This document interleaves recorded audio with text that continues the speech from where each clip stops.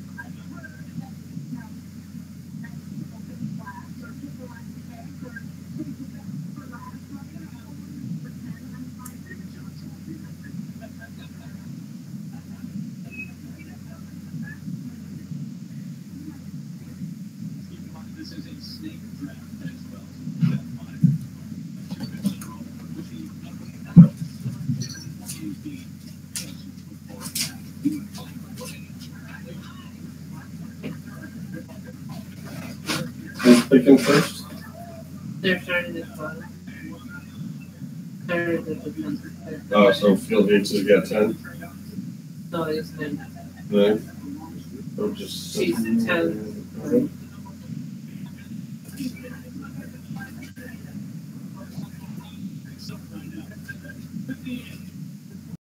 They're going to get rough round number 1.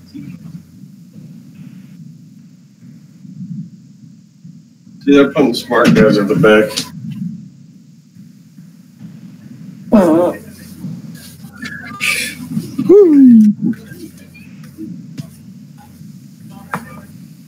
All right.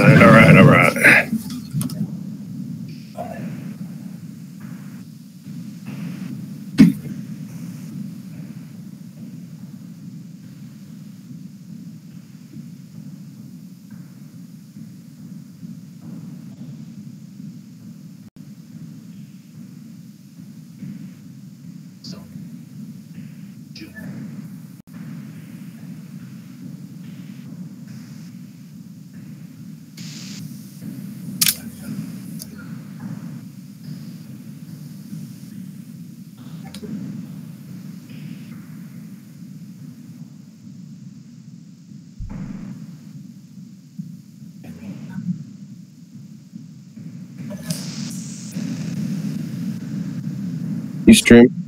Country road. You stream?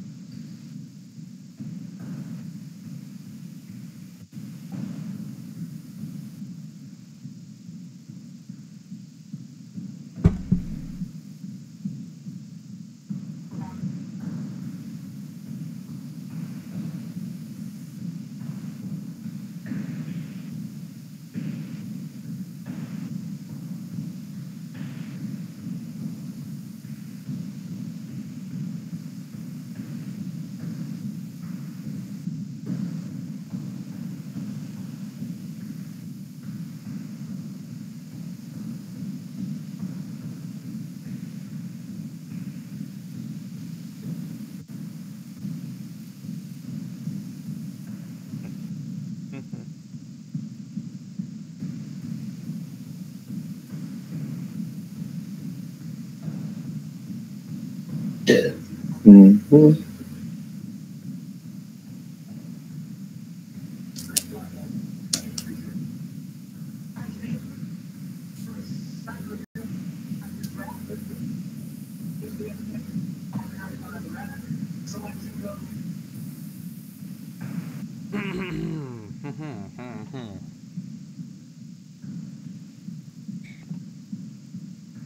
Field make it number one.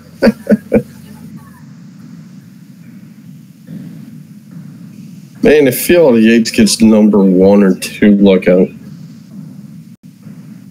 What's that? They're doing ESPN's fantasy draft. Oh, yeah. Rex Ryan is number 4. How? Mark Sanchez. He probably will pick Sanchez. First pick. He's going Sanchez. So Hasselbeck, Yates, in some. And then, with his second pick, Oh yeah. Tim Tebow.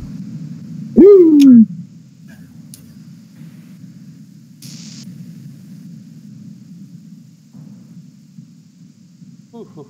All right, so I want to go through a couple like mic checks because I'm gonna mess with some audio settings here.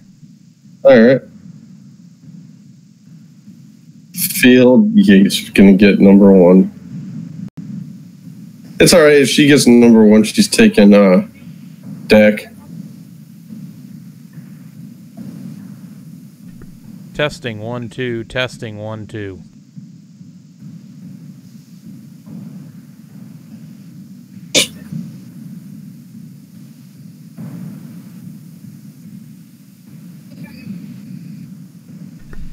Testing 1 2. Testing 1 2.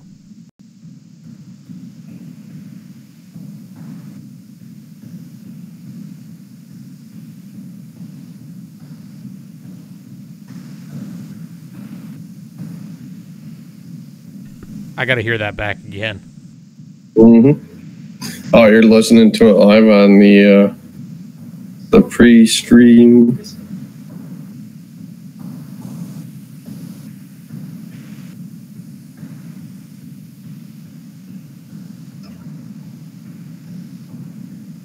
We're getting ready to talk some NASCAR. Just trying to make sure my voice isn't too deep.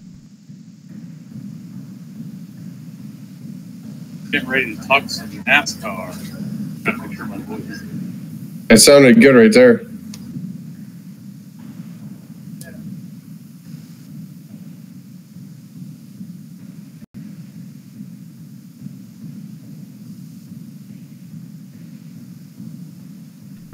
I think I might have it set just right. I'm not positive, but I think I've got it now. I like how it sounds.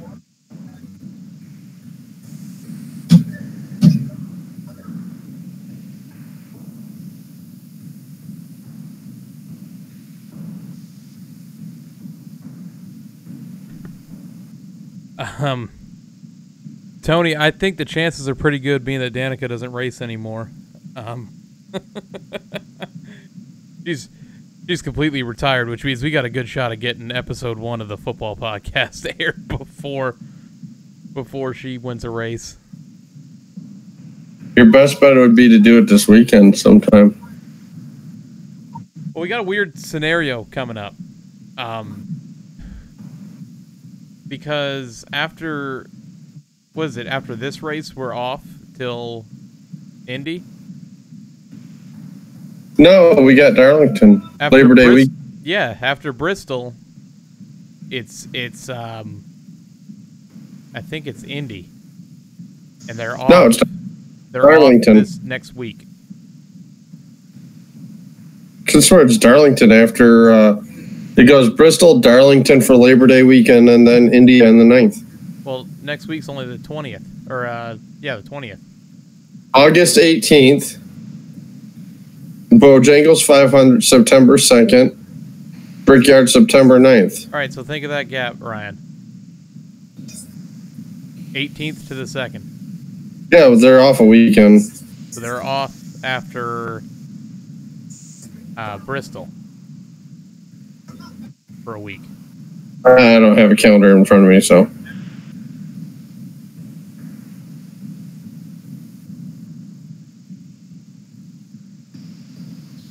Although there is a race between that, it's the Road America and Canadian Tire. Yes, Canadian A. Eric even agrees with you. Yeah, Canada. And Yankees defense looks like Brett Gardner, Aaron Hicks, and Neil Walker and right. Stanton getting the day off from the field.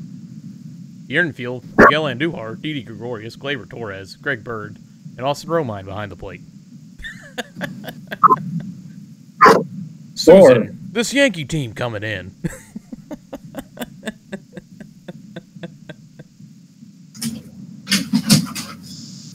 Handle my inner John Sterling there. That's right.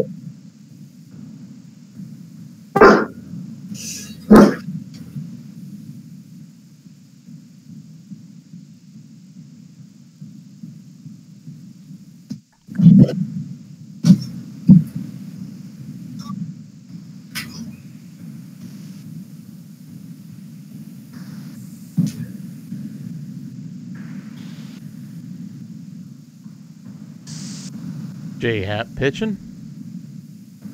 First up is Malik Smith. Called strike one.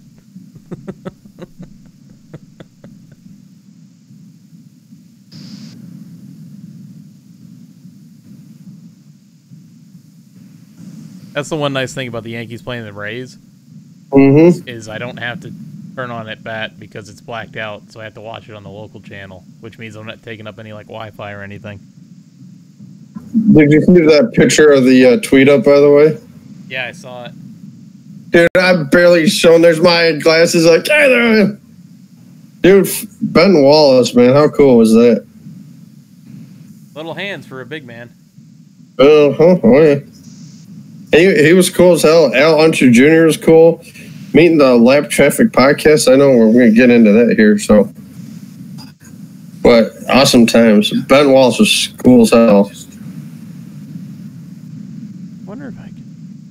Yeah.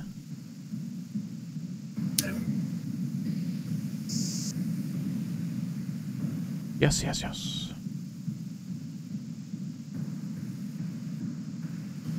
Don't want to make that too loud.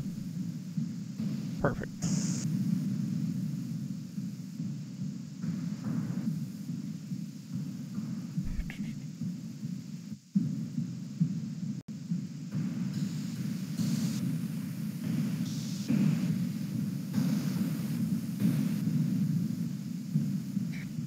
Yeah, Tony, the Pistons' Ben Wallace. Excuse me. The Pistons' Ben Wallace was the pace car driver, and he was also at the tweet up on Sunday. Scott showed him his tattoo, so.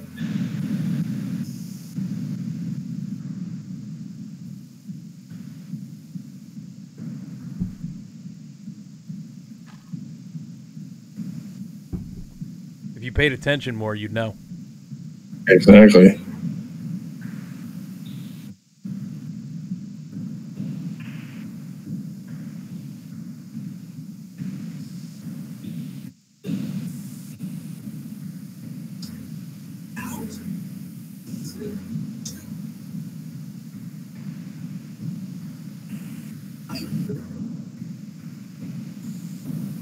Tony asked if you mentioned we're at the ceremony.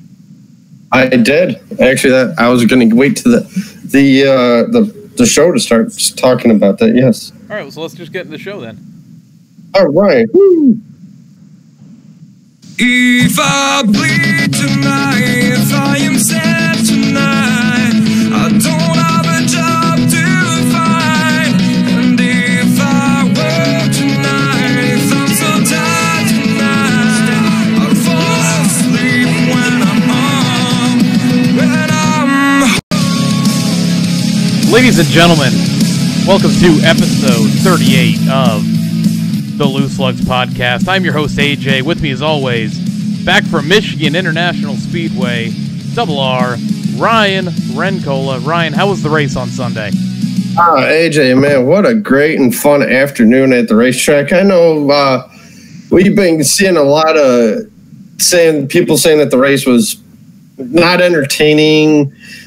Stay tuned, folks. I do got a rant about that. But awesome time. As you can tell, I got a new William Byron hat. And I had to do it. Pick up the chase. First win at Watkins Glen Hendricks, 250th win shirt. Extreme jealousness. Yeah, I can see it on your face right now, buddy. But no, awesome day. I went out there with my buddy Ryan. Our buddy Sean had an extra ticket, so my brother ended up taking his free ticket. We all met up together. My buddy Ryan's like, "Hey, the tweet up said at 10:30. We were right by there." So we went over to the tweet up, met up with the Lap Traffic podcast. So cool to catch up with them guys. Awesome stuff right there. Al Unser Jr. was there. Talked to him for a minute. Then Ben Wallace came out. It was so cool to talk to Ben since I was at his retirement jersey night. Told him about that. My brother, who's got a Pistons tattoo, showed Ben that. He's like, "That's much love right there, guys." So, but it was so cool, like I said, to meet up with everybody, the tweet up, the Lap Traffic podcast. Awesome to, mingle with them guys for a little while before they went up to their suites while I was sitting in the stands roughing it old school style. And then after the tweet up, the Martin Truex Jr. Q&A session was there. As you're walking in, they're handing out Martin Truex Jr., the foundation that he supports, hats. He answered a few questions, everything like that, and then he signed some autographs. I got my hat signed, which was pretty cool. Not the William Byron one. No, not the William Byron one. I don't think he'll sign that right now. No, not after Sunday. He won't sign it. We're going to dive into that, but yeah, like I didn't go to the truck race or the Friday practice. I gave the ticket to my buddy Ryan. He went out there. He goes out all 3 days. He crashed over here, which we're closer to the speedway than what he is. But all in all, it was a fun weekend out at the track on Sunday. Friday night, went over to my cousin's house who just put in some horseshoe pits, so we threw some horseshoes there. Saturday was just a relaxing day around the house, watching two great races in the trucks and the Xfinity race from Mid-Ohio. Those were some great races this weekend. I mean, in general, all the racing this weekend was great. Yeah. And I'll go ahead. I have to agree. I thought all the racing was good. I maybe because the aspect I was at the MIS race, but I thought it was a very entertaining race. Obviously, the best car won the race. It sure did, and I mean, you got to see it firsthand how strong that 4-car was this weekend. No one was putting a candlestick to him, that's for sure. No, not at all. Also, there is. I'm getting a rant out of the way real quickly. This is the first rant because there's two this week. We're sitting in the stands, everything like that. And I understand that NASCAR's trying to make everything family-friendly entertainment. But they have these 3 characters that are in these blow-up suits and all that. And I don't know what the purpose of these things are, but what the hell was that? I guess they're trying to, entertain the fans. Like in June, they had a guy get shot out of a cannon. That'd have been cool to see that again.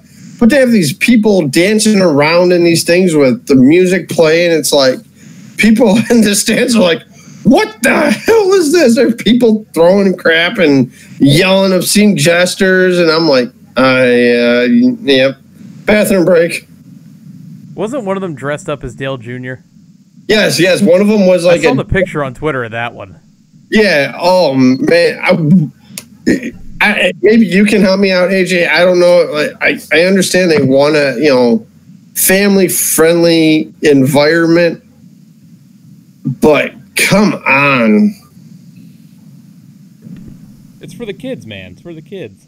I understand that, but you got jugglers, you had guys jumping around on pogo sticks, jumping over tall wires and stuff like that.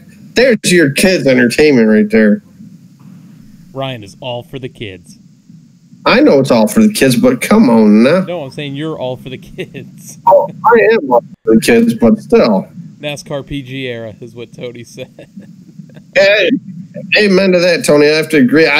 But that Guns N' Roses playing away, these things are dancing around doing something I have no idea. And I'm like, I walked up 30 flights of stairs to see these things dance around. Oh, man. All right, so I've got a little off-kilter rant Our intro to the show is typically anything talk. We talk about damn near anything. And this is a conversation that Tony, who's in the chat, and I had the other night about Tiger Woods. So this is addressed to the golf fans in here. I'm tired of hearing Tiger's back. Okay? I am a huge Tiger Woods fan. I think it's great that he's come back and he's been playing some pretty good golf. This dude is not back until he can compete every Sunday like he used to. He's not back until he's the dominant Tiger Woods he was before he left the first time. It's just, everywhere you turn, Tiger's back, Tiger's back, Tiger's back. He's not back. One good Sunday he's had. Two. I think, what was it, the Open? Where he played well? Yeah, he shot well at the U.S. Open, I thought. Okay, so 2 Sundays he's played well, where he's been in contention for. What's he done since then, though? I mean, he came back, played all right in his first tournament back. The second tournament back, I think, was the Masters, or that was the third. Didn't play well. I mean, he's not back until he wins a couple tournaments in a major. He needs to win 2 tournaments, 1 major, for me to actually say, yeah, Tiger's back. Because right now, the golfing that's going on, Brooks Koepka, Dustin Johnson, those guys, they are far above what Tiger is right now. Exactly. He is not back. Man, I tell you what, I know I heard the ratings were phenomenal for it for Sunday. Obviously, for obvious reasons, I missed it, but the gallery, I guess, was going nuts for Tiger. People are still saying he's back. Let him win something, then maybe you can say, okay, he's contending. How's that, contending? So I don't know. It's golf. I watch it. I enjoy watching Tiger play. I do like Jason Day, but he hasn't done anything. But like you said, Koepka and Dustin Johnson are the class of the field. Tommy Fleetwood, Ricky Fowler. I mean, there's so many guys right now. Right now, how they're playing golf now, not ever, not all time. Right now, I can name probably about 10 golfers that are better than what Tiger is right now. Of course. Now, I want to end my rant, though, with I can't wait to watch on Thanksgiving weekend the Tiger versus Phil stroke play. Oh, that's Thanksgiving weekend? That's Thanksgiving weekend, either that Friday or Saturday. I can't wait for it. Did they say what course yet? They might have. I looked over it this weekend, but I mean that I'm excited for because those are 2 guys that when I was a little kid, just watching them every weekend play the greatest golf I've ever seen. I have to agree. I kind of hope it takes place at Augusta, both places where both guys have won multiple Masters. Let them do it at Augusta. I mean, even if you wanted to throw them at like a Sawgrass or something like that, hold it where a major's played. Pebble Beach would be fun to watch too. Put it at Shinnecock Hills. Yeah, there you go. Oh yeah, everybody got killed. So you know how you were doing your little Tiger Woods rant. So right now, Sarah and I are watching the ESPN's been doing nothing but fantasy football talk. So now they're officially having their final, their fantasy draft. Number 1 went Todd Gurley by Field Yates. Are you surprised by that? No, because I did a mock draft earlier and I was the second pick. Le'Veon Bell was picked, and I'm like, I'm going Todd Gurley. All right. So. Bell went 2.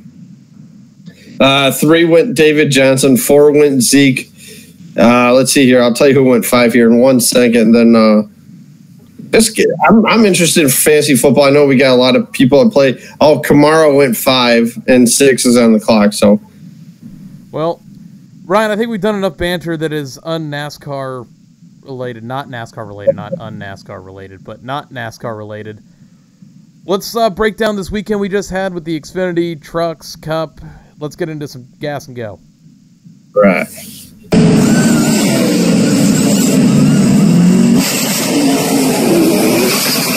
Gas and Go, this is where we recap the race weekend, where we had all 3 series in action, like I just mentioned, taking place at Michigan and Mid-Ohio.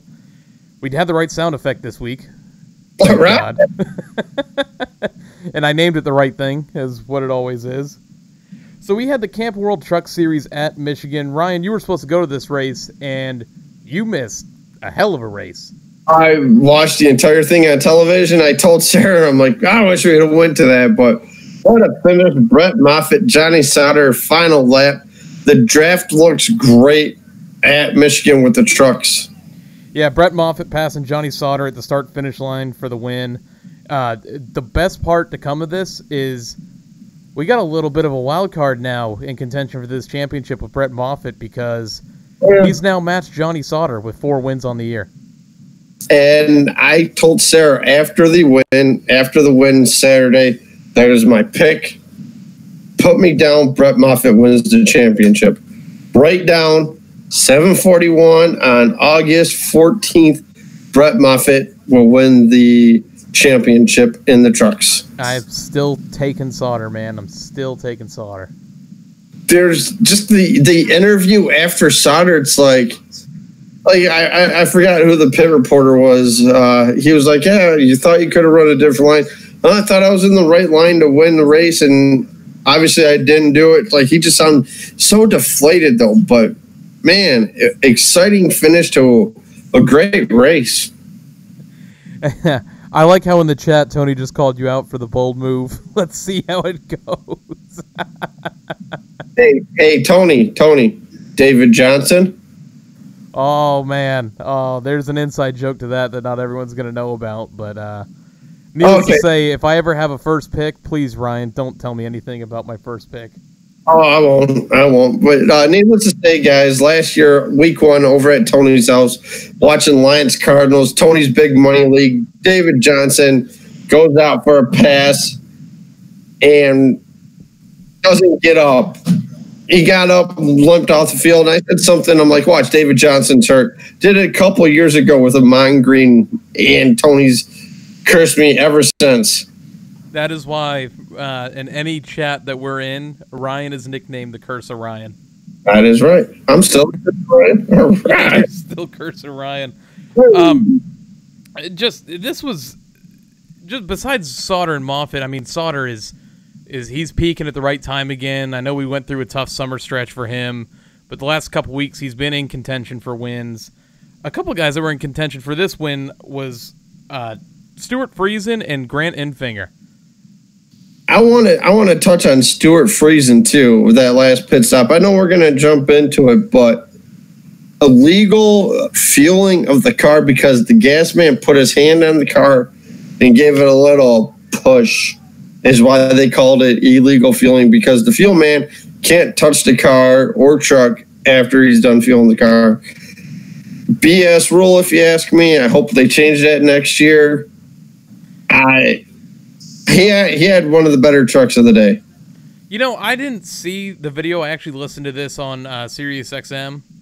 Uh-huh. And I guess, and I still don't understand because I haven't seen the video, but what happens if a truck runs out of fuel in the pit? Like, they get to the pit box, but they run out of fuel. There's not enough in the reserve to get it going. Are you not allowed to push the truck down pit lane? Apparently, the fuel guy can never touch the truck, from what my understanding is on this rule, because they had enough gas in the car, but he put the hand on the truck. That is why he got the penalty. He had to start at the tail end of the longest line. He finished 8th, but still, if that doesn't happen, he was restarting top 5, I thought. Could have won the race. And that second stage with Grant Enfinger, he had the best car best truck in the second stage. He won the second stage, naturally, as I'm saying that, but I thought it was going to come down to Enfinger, Stuart Friesen, or Johnny Sauter, and man, like I said, Brett Moffitt is that wild card for the Truck Series. Watch out. Like I said, I picked him to win the championship. I'm sticking with it. So I just thought, like I said, there was a couple instances in that race. So like you said, the ending to the stages were incredible. And then to mention the finish, though, and there was something about the finish, too, that Moffitt backed off a little bit, got John Hunter Nemechek on his back bumper, pushed him right past, gave him that run going into 3 and 4, got low, got the run, got the win. Restricted place for Michigan. That's what I want to see. I think when you can set up spots like that, you can. Yep. Not that I have anything against what Kevin Harvick did on Sunday, completely dominating. But I think you have a better product on track if you put those restrictor plates on at Michigan. Yep. I agree 110% with you. Even though I was there, I enjoyed it. Fun time, fun race, just a great atmosphere. But with these speed tracks like this, you got to keep these guys somewhat together. Yeah, a couple other guys that I thought had pretty solid days. Todd Gilliland and John Hunter Nemechek, they both led laps in this race and both finished in the top 5. Gilliland's really come into a feeling here for these truck series, these trucks. And John Hunter Nemechek, I mean, he's a proven truck racer, so solid to see those guys running up front. Continuing on to the Brett Moffitt story, how about a Tory Motorsports, man?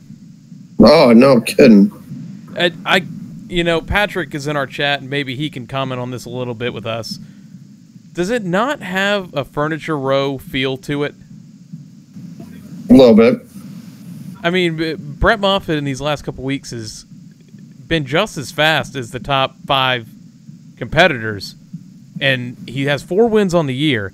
You wouldn't have expected it coming into this year that Brett Moffitt would be in the situation that he's in. It's got an odd, eerie, not the same, but it's got a very similar feel as to what Furniture Row has become. Exactly. I didn't know if you wanted to comment a little bit more on that or not, but no, not really. I have to agree with you 100%. It does feel like that Furniture Row feeling, though.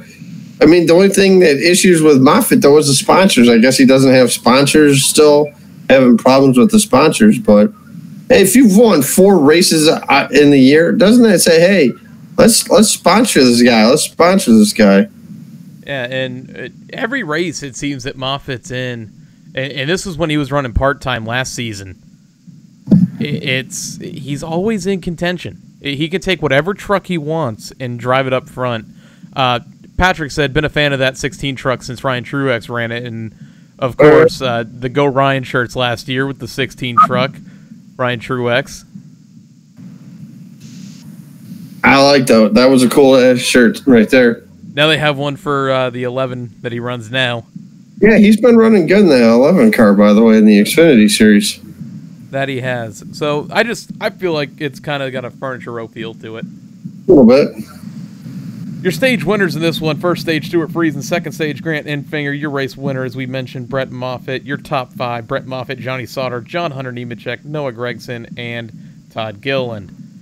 All different stage winners. Awesome.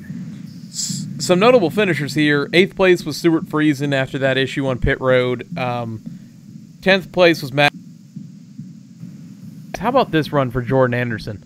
Yeah, top 13, top 15 finish. You know, you got to think, it's at a track where speed means everything. And Jordan Anderson running in a truck that's a little bit below what all the top head honchos are at, to come away with a 13th place finish, I mean, that is a solid run.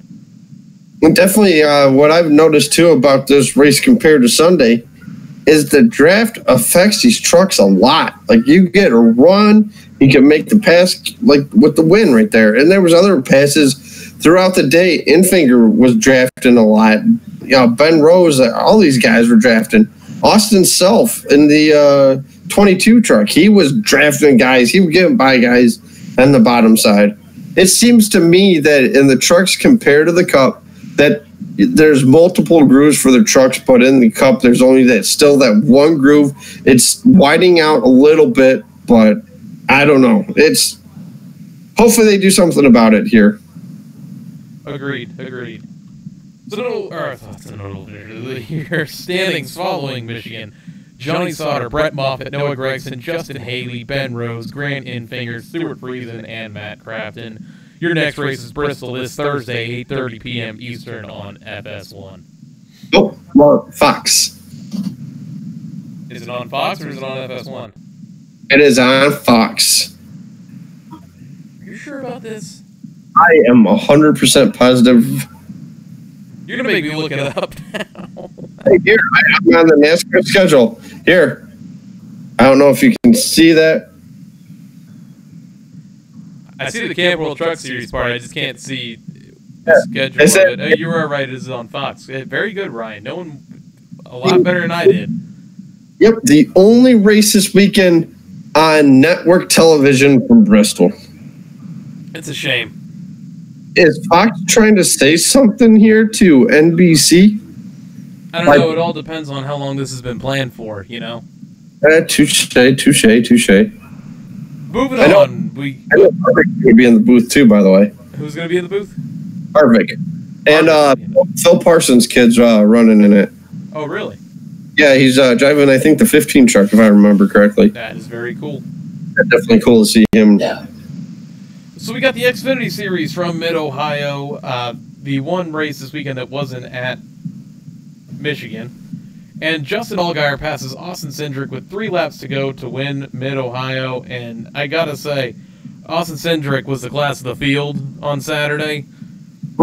How he didn't come away with that win, man. The way that car was hooked up, I'm a firm believer that Austin Cindric needs to be in that 22 ride more. I think he should take over that ride full time. If Penske guys want to run the 12 car, keep Cindric in that 22 car and see what happens. I gotta say, the move that Allgaier made, and I can't express enough how much skill this took. He made that pass cleanly. Oh yeah, Never put a bumper to him. I think before he made the actual pass for the lead, he threw a bumper in one of the corners. It got Cindric a little bit loose, but Cindric stayed in front of him. Mm-hmm. But Allgaier, to make the move cleanly, didn't have to send him up the racetrack or anything to do it. That takes immense amount of skill. Oh yeah, and that's the thing with Mid-Ohio too. It's such a narrow track where there is times you have to put the bumper to him, and Allgaier got right on Cindric's back bumper. I forgot what turn it was going into. Got on the inside. I'm like, there it is. He got him right there, and there he went to the victory. But like you said, Cindric definitely was the class of the field all day. Should have won the race. Tires came an issue on him. I know he would stayed out a while longer than what Allgaier did. I know Allgaier, after Allgaier spun no less, comes to pit road, gets some tires, goes to victory lane. And Cindric leading 59 of 70 laps, or 75 laps. That's it. I couldn't believe Cindric didn't win that race. And great for JRM, who hasn't been in victory lane in a couple races or a couple weeks. Yeah. Picking up some speed going into the playoffs is always good. What did you think of the contact between Elliott Sadler and Christopher Bell on one of the restarts there towards the end of the race? So, I didn't feel that. I mean, Sadler's in the wrong, yes, because he was the instigator and all that, you could say. Oh, yeah. But Christopher Bell's crew came on the radio. I can't remember if it was his spotter or his crew chief, and said, something about it being uncalled for, and he straight dumped you and all that. He didn't give you any room. I thought Sadler really kept his ground. Oh, I thought so too. And yeah, he made the contact that spun him around, but it didn't look like Sadler did it to, purposely move him. He was just right there when. Yeah, I'm going to take you out of the way so I can get the spot, and I don't see any intent to send him around right there in that situation because it slowed Sadler down. Yeah, it did. It slowed Sadler down where he ended up finishing 6th in the race while Bell came back to finish 11th after the spin. Yeah, but I mean, Mid-Ohio is, and PETM posted this on their Twitter page, or I don't think it was their Twitter page. It might have been Sherwin that posted it, but he's got a more short track shirt that he wears on his show sometimes. He goes, I think I need to get it rebranded to say more road courses, and I fully agree with that. Oh, yeah. Oh yeah, speaking of road courses, I'm getting a little off topic here.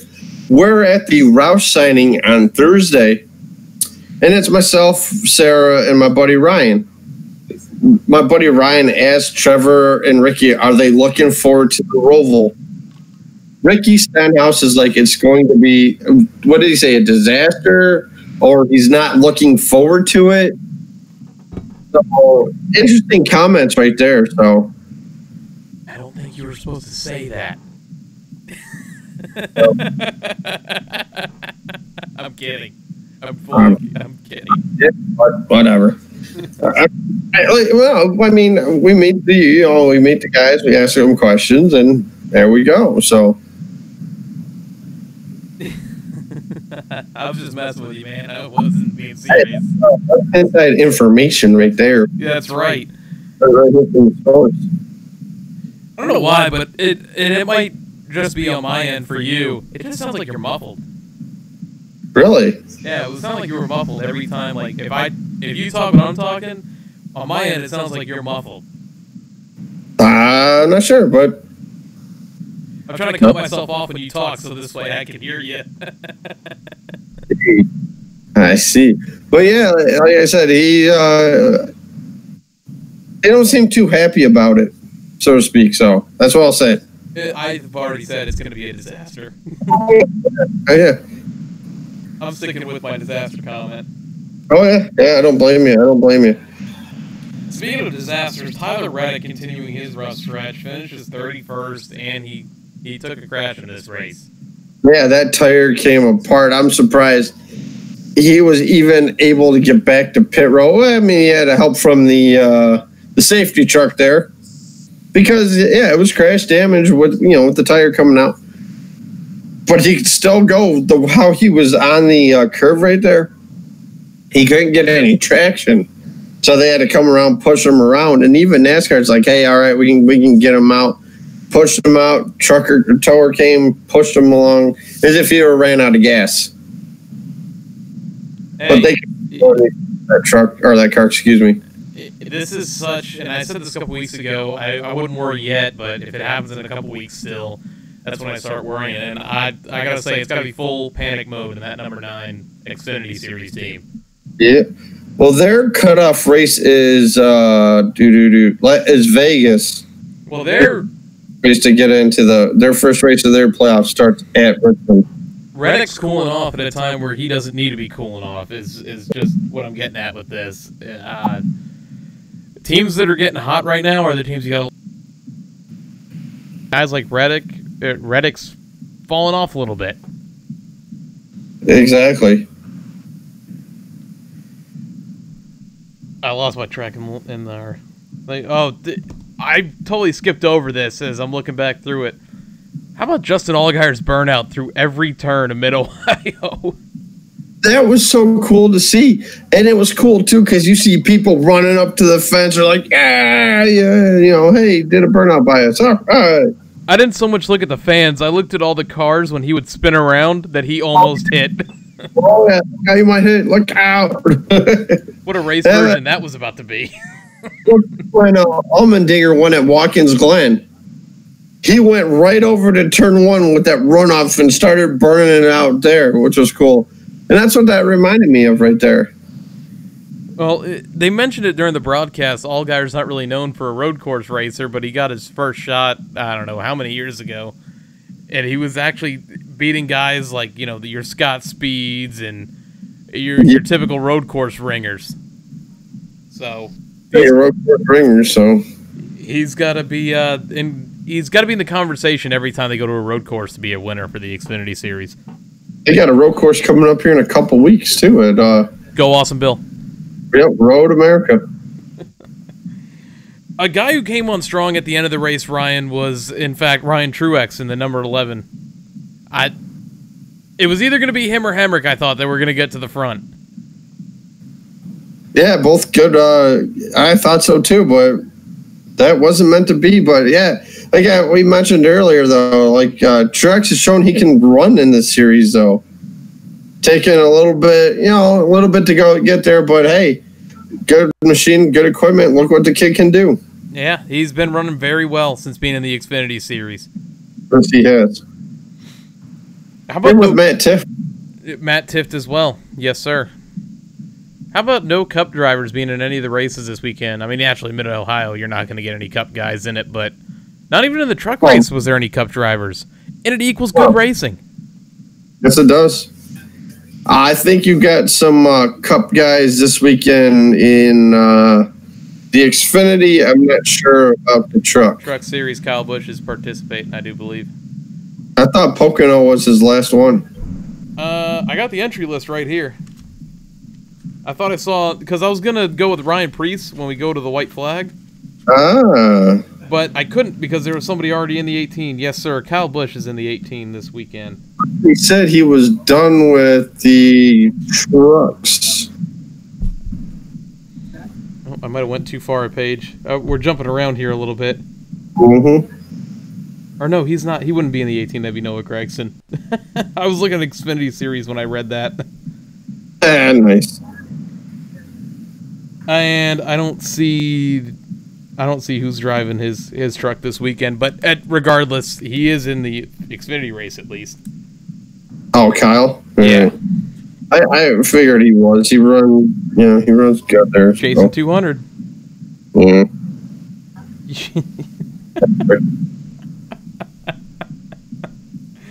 Oh, man. I like how you get with that. Oh, yeah. You got to. She's got to. Your stage winners: first stage, Justin Allgaier; second stage, Austin Cindric; third stage, to win the race was Justin Allgaier. Yeah. The both best cars of the day right there. Yes, they were. 22-7, yep. Your top five: Justin Allgaier, Austin Cindric, Daniel Hemrick, Matt Tift, and Ryan Truex. Got Colleague Racing their first top five, as Patrick just put it in our chat. It is. Notable finishers: 8th place, great run for Spencer Gallagher; 9th place, Alex LeBay; and 15th place, Andy Lally. Yeah, good to see Andy back in a Cup car. And Alex has been racing a lot for StarTron Racing. Yes, yes. And it was good to see them right in the top 10 for a majority of the race on Saturday.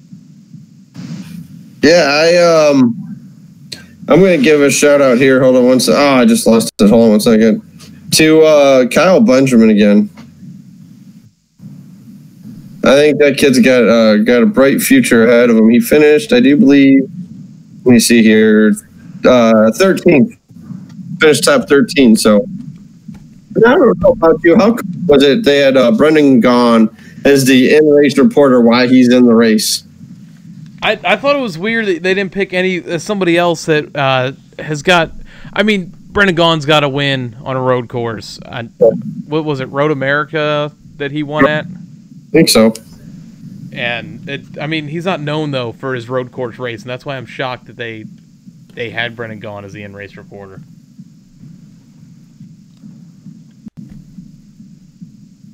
But yeah, like I said, it was a fun weekend watching Mid-Ohio with no Cup guys in it. No Cup guys at all. Standings following Mid-Ohio: Christopher Bell, Justin Allgaier, Tyler Reddick, Elliott Sadler, Daniel Hemrick, Cole Custer, Brandon Jones, Ryan Truex, Austin Cindric, Matt Tift, Ryan Reed, and Ross Chastain. Your next race is Bristol, Friday, 7:30 p.m. Eastern on NBCSN. I can't go a week without getting a name wrong. It happens. So, AJ. Yes, sir. Is Allgaier or Bell the top two right now to win this championship? Yes. I think so too. I think it's hard not to say that it's them as the front runners right now. And then who do you put as the other two in here? I don't know. It's gonna be maybe Custer. I don't know. Hemrick runs well. I gotta see like Sadler though. I've got to see how it looks when they go into the start of the playoffs. Oh yeah. That's when you're really gonna find out something. That's when we do our Truck and Xfinity Extravaganza Final Four prediction. Yes, sir. So we got the race that you went to now, Ryan, the Monster Energy NASCAR Cup Series at Michigan, or should I call it the Kevin Harvick Cup Series because of the way it's been lately. Kevin Harvick dominates for his career season high 7th win of the season and his 2nd win at Michigan International Speedway. But it was, yep, I missed the first one. I wasn't at the first one he won. But, yeah, he definitely had the car to beat. The best car won that race, obviously. I mean, all-around dominating performance. Like, the Gibbs cars, they got out front. I've seen Harvick slowly moving his way up. Because we had great seats, dude. We saw all the way around the track. The only thing we didn't see, and apparently NASCAR didn't see it, is the battery on the backstretch. Yeah, we're going to get into that a little bit because there was a lot of question as to what that was. Ryan, we got a little bit of back and forth discussion on Twitter following the race as a live reaction. The celebration with Keelan Harvick, people are saying it's kind of sad that that's the biggest story of the race weekend. And Jeff Gluck had put up an apology on Twitter saying that, not really an apology, but saying he made everybody mad. And I'm not one of those people that's mad by it because I think he's got a very solid point that it was the biggest story of the race. But it's also kind of pushing NASCAR's Kids Drive NASCAR program too. Oh, exactly. And with all that nonsense aside, how cool was it to see him go grab the checkered flag and get in the passenger seat of that car? Because we were where my buddy Ryan and I were sitting, we were at the entrance of pit road. And so we could see it, but we couldn't see Keelan go up and grab the checkered flag until we seen him in the car. And everybody's like, Keelan's in the car. Keelan's in the car with the flag. And they drove right by us. I couldn't snap a photo. I think my buddy Ryan did, even though he's not the biggest Harvick supporter, especially when he beat Toyota drivers. But that's beyond the point. But I thought it was cool to see Keelan in the car, and then I saw the video of him grab the checker flag and wave it. I mean, because they were doing interviews when Keelan went to get the car or the checker flag, and they had it on the NASCAR Vision. I don't know what they called it anymore. It used to be called Sprint Vision, then Nextel Cup Vision. Oh, ISM Vision. That's right. Thank you. And I thought it was so cool to see him get the checker flag. I saw it when I got home, and I'm like, oh, that is so cool. Yeah, it was great to see because we're in a youth movement right now. Exactly. And you know what Kevin Harvick said? Youth movement, this, and then go get that checkered flag. The irony in this is earlier in the week, Kevin bought Keelan his first 3/4 midget. Oh. And that was not to Delena's knowledge. And I don't think that this was to Delena's knowledge either because she wasn't at the track this weekend. No. So what do you think about that when you turn on your TV and you see your son, your one and only son that you have right now? Well, they got a daughter, so. Not yet. Oh, yeah, that's right. Whoa. Where have I been? Under a rock? Apparently. So. No. Are you still celebrating Chase's win still? Yeah, it was a long week. Oh, that was too, so. But what do you think as a parent when you see your son climb into the car, knowing that there's no passenger seats in these? Well, that's what because they had him on Race Up, and because he does his Wednesday or Tuesday or Wednesday shows, and they're like, "What did Delana say to you when she saw Keelan in the car?" Well, I didn't do anything crazy with him in the car, obviously, though. I would have loved to have seen him burn it down. Oh yeah, he's like, yeah, I didn't give the fans a burnout, but they all celebrated when Keelan was in the car and all that. So I'm like, oh, that's cool. I think it's another shot at NASCAR. Hey, thinking we did something wrong with our car here? No burnout, no nothing. Well, they needed to save the car too, so he couldn't burn it down. Yeah, and I don't know if you heard, but after the race, 6 cars were taken back to the Race Central in Charlotte. They didn't know what 6 cars they were, though. I didn't see that, and I didn't see any post-race penalties get announced, which I'm surprised because it's Tuesday, it's late. I still haven't seen nothing, but I mean, it might have been posted by the time we're recording this right now. So, yeah, who knows? But about what Jeff Gluck said on Twitter about that Yeah, was it? I mean, I was there. I was very entertained by it. Just being there, no matter who wins the race, I don't care. Like the year we went to Kentucky, unfortunately, Kyle Busch won. I didn't have any problem that he won. I enjoyed myself. It was a great race. Just enjoyed being there. TV aspect, yes, you can get that different opinion on it. But there's other races this year that have not been the world's greatest. And now everybody's saying this was the worst race of the year. Okay, you're at a track where these guys are going 220 some miles an hour going into turn one. I don't know if you've seen it, but Marty Snyder was there at Michigan before they go into turn one. They have a big gap between the grandstands, and he was right there front row giving that feel on how fast these cars were going. I posted the video in June of how fast those guys are going. I'm a firm believer you are going to see the restrictor plates or some type of restrictor plate on these cars next year for both races at Michigan. Like I said, I was entertained by the race, but like I've been reading all this negativity on Facebook, on Twitter. If people don't like it, don't watch the race at Michigan. Okay, that's fine, whatever.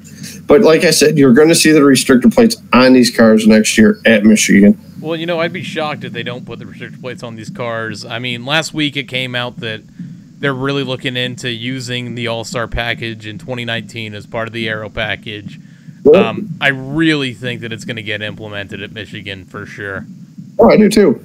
And you know what they might do, and I can't stand it because even though, like I said earlier during the our truck segment, why is it on the trucks they can use the bottom, but the Cup cars can't?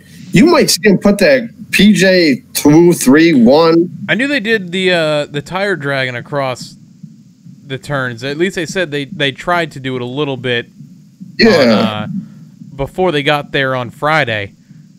Now, yep. They had moisture. It rained Sunday night, so it's going to wipe all that away. Or Saturday night, too. Yeah, they had a big thunderstorm roll through the area. But Sunday, I just, if they want to try something, maybe try it at Pete. I don't know what it is. The day before we did the repave, I thought the track was fine. We had some great racing. The repave, yes, the speeds are up, but it's still the one-lane track. I mean, yeah, there are people still trying the bottom. It's working sometimes, but that's why I'm thinking restrictor plate will be there next year. Well, with this next bullet point, Ryan, we're about to have some differing opinions, and I know that from our discussion Sunday night when you got home. Oh, yeah.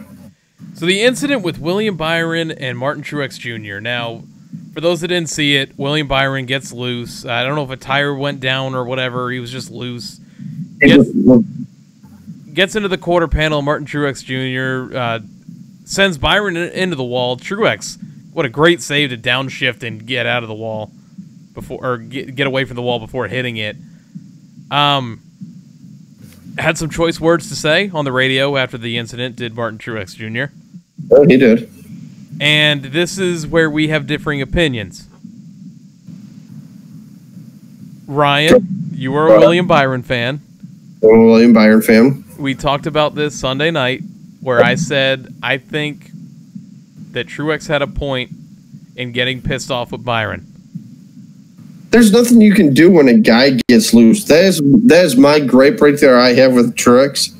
If Truex goes back and wants to replay, okay, he did get loose. He didn't do it on purpose. Because that's where I got out of the whole thing, that Truex was like, okay, why the hell did this guy wreck me on purpose? This, that, or the other thing. No. If Truex goes back and wants to replay, yes, Byron gets loose. The cars, look, Jimmy, it happened to him. It happened to a lot of these cars at Daytona. Somebody gets underneath them, they get a little loose, especially at these high speeds. That's what happened. There's the result. Truex saves it. He finishes 14th. He got a top 15 out of it. So I didn't think Byron did it on purpose, and that wasn't what I wanted to get out of it. Where I side with Truex in getting pissed off is because he gave Byron so much room because he came on the race. That 24 car, he keeps coming up the racetrack. He can't control it. I got to give him an extra lane. And he gave him an extra lane and a half, it looked like on TV. And still, Byron gets into him. So he tried to be cautious with it, and still, Byron couldn't keep the car under him and got into him. That's where I see Truex's point of view on it. It's not so much that he did it on purpose, it's the fact that he's given you the extra room, so kind of back off a little bit. Yeah, I understand that, where he's coming from on that aspect, too. You know what I call it right now? It's a racing deal. That's exactly what it is. So, but yeah, and then, so you got the stage winners, both of them, Kevin Harvick. Final stage, coming down the backstretch, something mysteriously on the track for about 2 laps. I see Ty Dillon smack into the wall, car burst into the flames right at the pit road entrance, right where I'm at. I'm like, get out of the car, Ty. He gets out of the car, not knowing what the hell happened. Get home, see what happened. AJ, what do you think that mysterious piece of debris on the track is? And 2-part question, why the hell did NASCAR not throw a caution? They throw a caution because of a hat on the track a few years ago. So I saw there's a couple conflicting opinions. Steve Letarte came on the radio and said it's a piece of tungsten, which I still haven't Googled what tungsten is. Anybody to know what it looks like. Tungsten is, let us know. Someone said it could be a battery, but I thought a battery would have left a hole. I don't think a battery would explode like that when Ty hit it, though. That's the thing that got me. And then I saw somebody say it was a die cast. So I'm gonna say I'm thinking it was a battery because I heard that Timmy Hill went to the garage right after that had happened. Yeah, down power or something like that. I'm looking on the sheet here to see if I can see why he went out of the race. So Timmy Hill didn't finish the race in his status being electrical. So I'm just trying to put 2 and 2 together and say that Ty Dillon hit the battery. Yeah. But whatever it was, why it stayed like that on the track for 2 laps, it's how it's been. Think back. The hat, they threw a caution. Yeah, I was there for that race. Thank God they... There's been rain. It's been raining on the track and no caution. Yep. There's been oil slick all the way around the track. I believe it was, Homestead? A couple years ago? A couple years ago, no caution. And they asked, what was it? Who's it in the pace car, Ryan? Brett Bodine? Brett Bodine. They asked Brett Bodine how the track looks, and he's like, track's good, Tower. With oil all over the track. Instead of asking officials around the track how it looks, because they're not going to be able to tell. Use your cameras. They're not going to be able to tell. Take it from the drivers that are all complaining about something being on the track, throw a caution out, and go take a look. Exactly. My issue is I understand these officials are yay distance away from a track, especially at a big place like in Michigan, Pocono, Daytona, Talladega. What's another big track? Fontana. Texas Motor Speedway, even though it's 1.5 miles, that facility is huge. You have to have more. You have to have more people. If you have to bring in Truck Series officials, because I know Truck Series officials are strictly for the Truck Series, Cup are strictly for Cup. Yada yada yada. It's the way they earn their stripes. So get more people. Get more people there. Agreed. So Truex finished 14th after leading a bunch of laps. Ryan, I must have missed this at some point during the race. Why he got so far back? Was it more pit road issues from what I saw people complaining about? Coming to the ending of stage 2. I just got back in my seat, and my buddy's like, Truex ran out of gas. All right, so he ran out of gas because they were trying to stretch the fuel to win the stage, get as many points as they can, whether Harvick passed him or not, which Harvick did, and then he was saving, ran out of gas, and then on pit road, they had a loose tire, or the loose wheel, pushed them back to the back. Pit stops have been a big issue on that 78 team this season. We've talked about it week in and week out. It's cost them some really good shots to win. Oh, yeah, of course it has. That was pretty much all I wanted to hit on that. Mhm. Joey Logano has to come to pit road before the race, and I messaged you when this happened because I didn't know if you had known yet. Yeah, because we seen him go to pit road. We didn't know what it was because my buddy has a scanner, but he was listening to Kyle's scanner. No word on it, and then you told me what it was. I couldn't remember what it was, though. So apparently, when they were talking about what type of suspension to use for the car this weekend, the shock guy put the wrong springs in the front of the car. Oh, wow. After qualifying, and it's something that you have to change. You know, you can't change it then because I believe it was an impound race after practice. So in practice, they put the suspension in. Yep. Or the shocks. And they had to change it before the race began. Lose all the track position that they got with qualifying. Wow. Someone's getting their ass chewed on that one. I do believe so, because and I'm thinking too, when I see Logano go down pit road, I'm like, oh no, my brother's not happy about this right now. My brother's a big Joey supporter, but he had a fast car. If it wasn't for that, he may have been the one. Potentially, he could have been. Potentially, but no one was beating the 4 car. I mean, let's just say what it was. Nobody was beating him. You know, talking about people that had issues before the race even began, qualifying on Friday was a rough one for Daniel Suarez. Yep.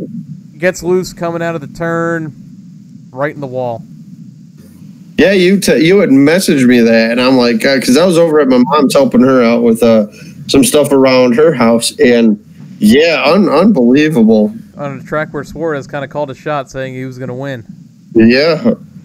But he finished 11th. I mean, it's a great rebound for someone who had to start dead last. Exactly. Guys, there was a big shocker for me this race. What is up with Kyle Larson lately?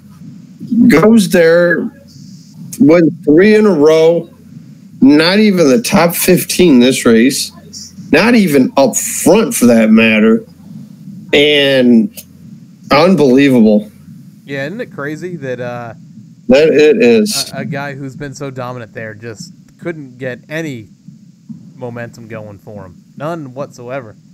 And by the way, when Jimmy Johnson took that lead, granted pit stop strategy, that place was standing on its feet when he took the lead. Yeah, Jimmy Johnson, he led some laps, but I mean, still, he finished 28th. Yep, pit strategy. It's frustrating to me being a fan of Chase Elliott, Hendrick Motorsports, which I got my can koozie in the kitchen.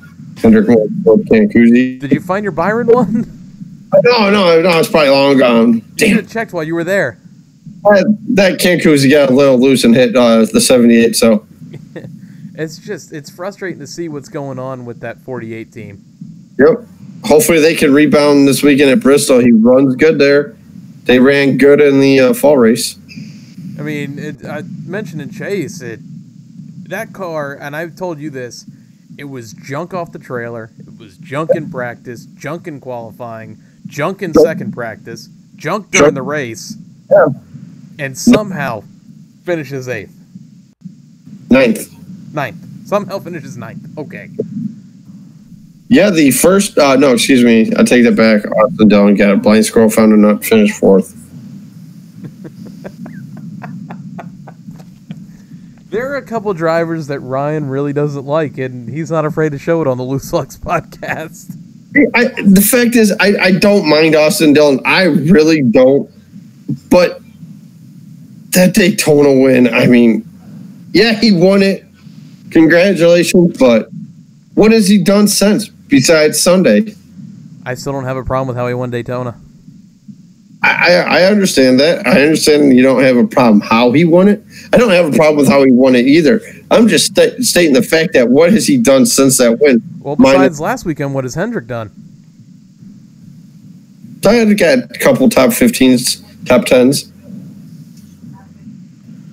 I mean, I get that, Ryan, but it's really been no different if you think about it.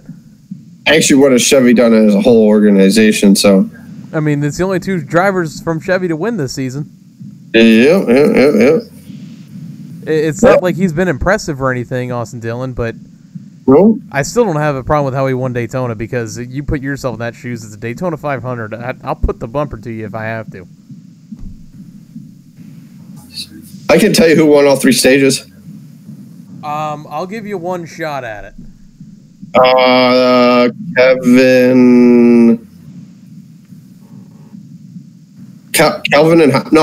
Harvick. That's right. I was gonna say Calvin and Hobbs or some shit like that.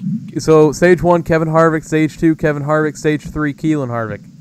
Yeah, that's right, Keelan. Yep, Keelan got in the driver's seat. They did what they did in the South Park episode for Cartman. Oh yeah.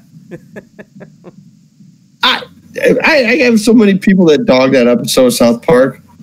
Me being a big time NASCAR fan, I actually enjoyed it. I thought it was quite humorous.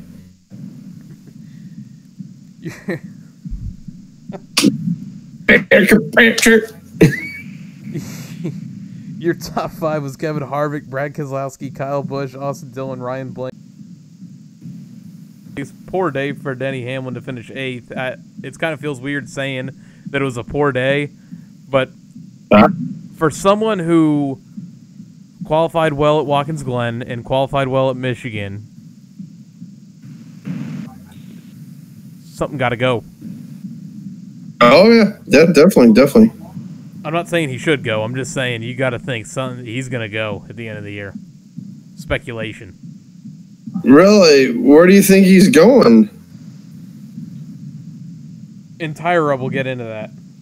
All right, good. Let's get in there as quickly as we can. 7th place, Eric Almirola. 12th place, Clint Bowyer. Your standings: Kevin Harvick, Kyle Busch, Martin Truex Jr., Clint Bowyer, Joey Logano, Chase Elliott, Eric Jones, Austin Dillon, Kurt Busch, Brad Keselowski, Ryan Blaney, Denny Hamlin, Kyle Larson, Eric Almirola, Jimmy Johnson, and Alex Bowman. Your next race is Bristol, Saturday, 7:30 p.m. Eastern on NBCSN. Let's get into some tire rub, Ryan. Let's talk about what we were just getting to. Let's do it. Left side. Pull this lever better out, left side. We even got the right sound effect for that this week. How about that? 2 in a row. I just want to preface this. Tire Rub, this is where we go over the news of the week. And I want to just say this is not something set in stone. This is something that was reported by motorsport.com on Friday. I don't know if it's true or not. I don't want to say anything till it's an official statement. Kurt Busch is not expected to return to SHR in 2019. He might be going to the 1. Who's in the 41, Ryan? I think they call Cole Custer up. My buddy Ryan thinks it's going to be Matt Kenseth in that car next year. But why would, and this is what I told him, why would Matt go drive for smoke? Especially the history they had at Bristol with that helmet throw. Strike. That was a good strike, by the way. So I think it's still good. I still think it's going to be Cole Custer. I think the kid's got talent to show you what he can do. Yeah, he hasn't had the greatest of luck this year in the Xfinity car. You told me something that I could see happening, but I don't think this organization is dumb enough to do it. So go ahead with that and let me know. So what I think is going to happen with that 41 car, I think there's an Xfinity driver that's going to be taken away from Joe Gibbs and put in that 41. His dad already works for Stewart Haas Racing. Christopher Bell to the 41 next year. I think he's more ready than Custer is. I think the amount of support, fan support he has behind him is better than what Custer's is at. Marketing-wise and talent-wise, I put Christopher Bell over Cole Custer right now. I'll tell you what, if that happens, if Custer does go to Stewart Haas Racing, I guarantee Cole Custer goes to Gibbs. And plus, right now, I don't think Gibbs is dumb enough right now to let Bell just up and leave. I mean, look at they've already lost Bubba Wallace, William Byron, Are they going to really let Christopher Bell go, 3 of them, because they want to keep, Suarez and Eric Jones and Denny Hamlin? Kyle Busch ain't going anywhere for a while. No, the next headline, I've got a couple more things to say about this subject. All right, go ahead. And that is, as I drop my pen, Ganassi, JTG, examining options for 2019. Now, I've heard Ryan Preece's name thrown around for JTG. I've heard Kurt Busch's name thrown around for Ganassi. Could you see a Denny Hamlin moving over, a Cole Custer moving there, a Christopher Bell moving there? I've heard the rumor of John Hunter Nemechek coming up to Cup. The kid can wheel a car, yes. I'll put it this way, all these drivers can wheel a car. It's just who's in what equipment. Correct. And would I be surprised if they brought John Hunter Nemechek up? Not particularly, but they probably want that veteran presence there. So I could see Kurt Busch going there. Patrick just posted in the chat, and I agree with his statement here. Preece isn't ready for Cup. I don't think so either. A guy who's only ran a handful of Xfinity races in his career, as opposed to a Cole Custer, a John Hunter Nemechek, a veteran like Kurt Busch as well. Geyer as well. I really don't think you see Allgaier move from Xfinity. You don't think so? I think it's more of an Elliott Sadler role. Brendan Gaughan. Mm-hmm. But I just give me Christopher Bell in the 41. Give me Kurt Busch in the 1. And then that JTG team, I still think Allmendinger stays there. Yeah, I do too. I mean, maybe Nemechek in the 37? Maybe. Or Chris Buescher? Maybe. I mean, as much as I like AJ, I just don't think that they can keep him around for only running good at, Well, he's a better finisher than Buescher is. Already, but still, I just don't like thinking, I don't know. I guess we'll wait and see. It's going to be a silly offseason for sure. It really is, because there's also a lot of contracts coming up at the end of the year, too. Maybe they're going to add more cars to the field now. Little side note, Patrick also said that NASCAR showed the regular season trophies. They actually exist. How about that? AJ, did you see what happened Thursday in Dearborn, Michigan? Yes, sir. Ford unveils the 2019 Mustang for Cup. Ryan, you saw that car at the Roush signing. I saw it at the Roush signing on Thursday. Plus, I also saw it Sunday at the track. And boy, does that thing look pretty. I'm excited for it. I've told a couple people I think you're going to see the same problem Chevy's having right now with the Camaro. I know Ford is doing a lot of research right now on this program, a lot of testing, the wind tunnel testing, to try to get it, when it gets on that track, to show speed up front. Don't be surprised if a Mustang wins the pole next year for the 500. The pole for the 500 next year, and here's why. The Fusion had a rounded nose to it, which really helped deflect the air when running in the draft and running up front. It was really solid. With the Mustang, that front bumper looks flat. Oh, yeah. And I just think that's going to create an air pocket right there on that front nose. I think it's going to slow down the Mustangs. At restrictor plate tracks. Okay, all right.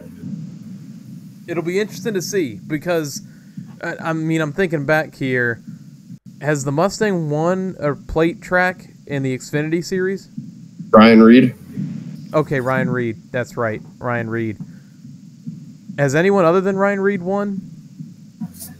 I think Keselowski or somebody. I think it's just been dominated by Chevys if it's not Ryan Reed. So, but yeah, I'm like I said, I'm excited to see this car. Like, I'm trying to think though. I mean, I could have swore one of the One of the Penske boys got a restrictor plate win. I'm trying to remember if it was Logano. It might have been Logano. Could have been Logano. I'm not sure. Yeah, we'll see what happens. I just don't think I think the restrictor plate speed for the Mustangs, the Ford camp, is going to fall off. See what I mean? You got to think though. It's just what 2 restrictor plate tracks they go to. I mean, minus them possibly running it at Pocono, Indy, Michigan. So, well, I think that does it for Tire Rub, Ryan. Let's get into some social media. We are up to 681 downloads on Podbean, iTunes, and Stitcher, 236 followers on Twitter, 58 likes on Facebook, 21 subscribers on YouTube. Some new follower shoutouts this week. This first one, I'm sorry if I pronounced your name wrong. I tried the best I could before I wrote it down. Warichik at C. Warichik. TheRPMStandard.com at TheRPMStandard. Tim Sutherland Sr. at Tim Sutherland S1. Thank you all for the follow. Some podcast shout-outs. They are the Lap Traffic Podcast, the PTM Racing Podcast, the My Opinion Therefore Fact Podcast, the All Turns No Breaks Podcast, the Bump and Run Podcast, and Creditcast, the 3 Wide Show, NASCAR Opinion, the Final Lap Weekly, and the Side Draft Podcast. Some places you can find us: iTunes, Podbean, Stitcher, YouTube, by searching the Loose Lugs Podcast. Give us a subscribe, a follow, give us a rating, 5-star rating if you like the show. We appreciate it. And turn on your notification bell so you know whenever we drop some new content. On Twitter, we are at Lugs Podcast, and you can tweet us about the show using the hashtag LugsPod. On Facebook, we are the Loose Lugs Podcast. Our personals, myself on Twitter, Grey Goose F150, and Ryan. I'll run Cola 88. That does it for our social media update. Ryan, I went through that without a hitch this week. Last week I stuttered a little bit. A little bit, yeah. Good job, AJ. So we are at the point where you get to talk a little bit. I have a little. Yeah, we'll have a little fun here. It is time for the weekly Ryan's Rant, which you've already had one of today, so here's number 2. Yeah, about the stupid mascot things that they had, but that's beside the point. Number 1, before I get into my rant, Ford had a nice little display at the track, as they do every weekend. They have a lot of driver appearances. And early Sunday morning was Paul Menard. And they're like, hey, if you have a question, raise your hand. We'll come around and ask a question. And I asked Paul Menard, I'm like, are you surprised that they're not running the All-Star package, especially here at MIS with the speed you guys are doing? And he basically went into it's something that they want to do. It's something they're definitely looking into. So he answered the question great, acknowledgeable. The host, I forgot who the host was, but acknowledged I had a cold beverage in my hand. About 10:30, he's like, hey, you're doing it right. I'm like, it's race day. And everybody's like, ah. So that was pretty cool to see. My rant goes back to the question that I asked Mr. Menard, Paul Menard, for most of you, 21 Ford. They should have ran it at MIS. This was the perfect weekend to do that. I understand why they didn't do it because of the funds, everything like that. Please bring better racing to these super high speed tracks.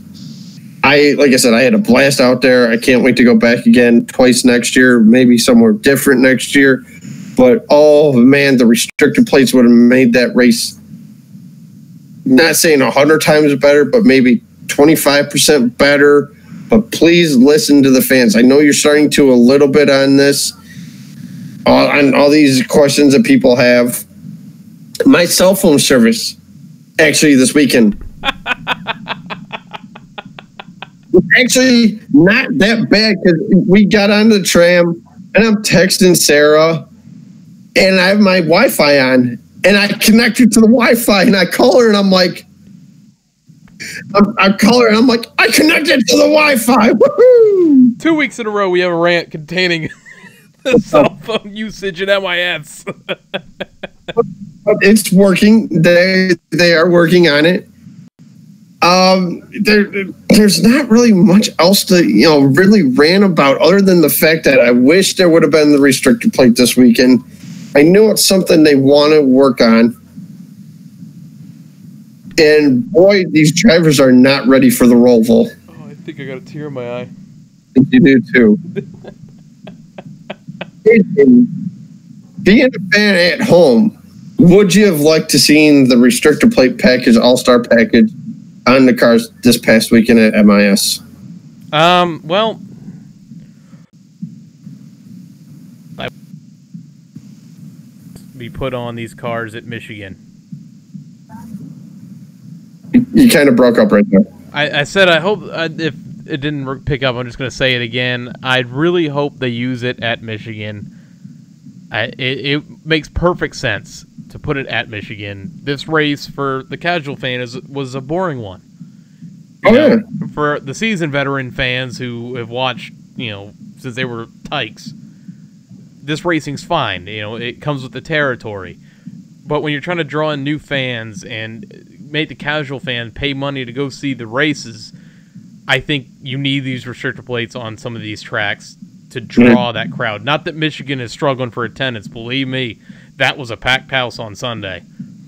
Oh yeah, from where I was sitting, I it looked like the whole front stretch, it was like almost sold out. But then I got home, like I said, just due to my angle where I was sitting at in the grandstands. I mean, there was some empty seats there. You've seen it at all the tracks. Honestly, you've seen it everywhere. I mean, minus the 500, Watkins Glen, big races like that. Lower your ticket prices right now. It's the only thing I can really think of right now. Like we've said in the past, stop making all the rule changes mid-season. I mean, like I said, I understand why they didn't do the restrictor plate. It would have been a change in mid-season, as we don't like.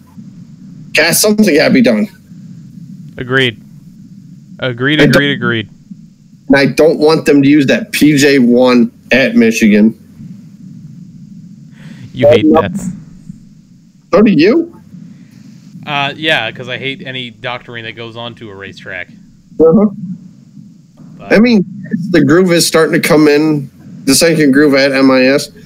You know what they're going to be talking about all this weekend at Bristol? Yeah, it's going to be at Bristol. Oh, yeah, of course it is. I guarantee they're putting that stuff down right now. They started that after the spring race ended. Oh, I'm probably all over the track where we're going to have a Bristol Talladega feel again to it. Well, you know what, Ryan? Let's get into our predictions for Bristol since we're talking so much about it. Let's get into the white flag. Mm-hmm. Tight, keep working the mirrors. In line with you, coming to the white. Only two. All right, so white flag is where we give our predictions for the upcoming race weekend. All three series in action at Bristol. Ryan? The trifecta at Bristol. We got the truck series on Friday night, or Thursday night. Who are you picking and why? That is going to be a great race Thursday. I am picking a guy that is outside of the playoff who is going to win his way in there. He's won in the Can-Am car, and I am picking the 4 of Todd Gilliland to get it done, to get to victory lane. Solid pick. I'm going with the 88 of Matt Crafton. Outside looking in on the playoffs. Needs a win, it seems, to get in. Or no, he's not on the outside looking in. I'm an idiot. No, he's on the bubble right now. He's ready. He's ready. But he needs a win here to secure it. Oh, yeah. When they ran here last, back in 2017, he finished second place to Kyle Busch. I think Crafton gets it done this weekend. All right, good pick. Moving on to the Xfinity Series, Ryan, who are you picking? The Xfinity Series at good old Bristol. I am going to go with the 20. I'm going to go with Daniel Hemrick, actually. Give me Daniel Hemrick to get to victory lane, even though if he's running it, we all know who's going to win. Correct. I was debating on between Hemrick and who I'm picking for this race. I'm picking Elliott Sadler.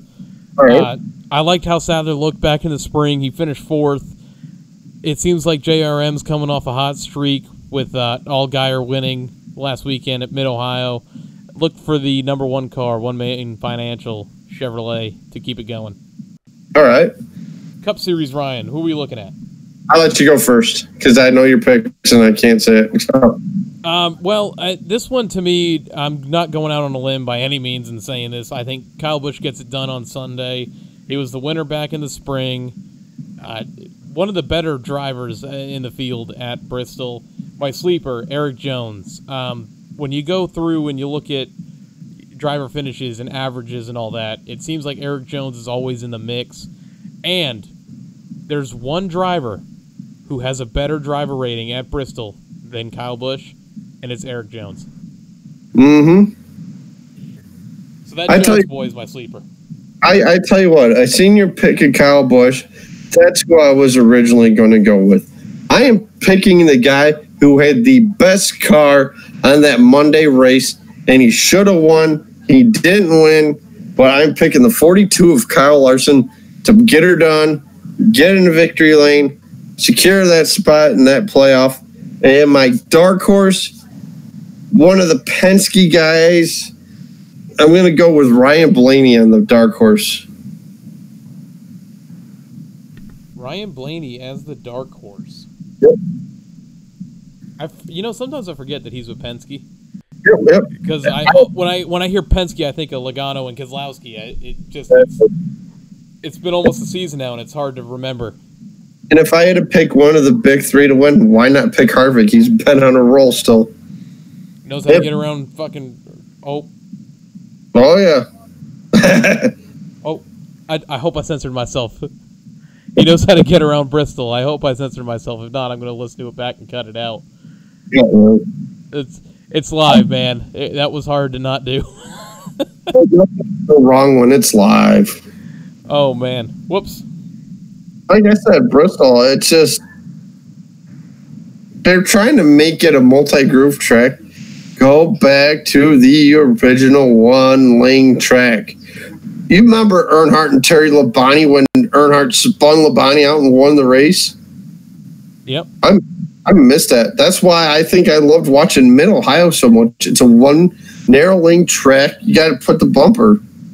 Nowadays, you don't have a bumper to it. I mean, I still love going to Bristol. Don't get me wrong. I wish I was going this weekend. Agreed. Whew, man. What a show this was this week. That it was. I'm excited for Bristol. You excited?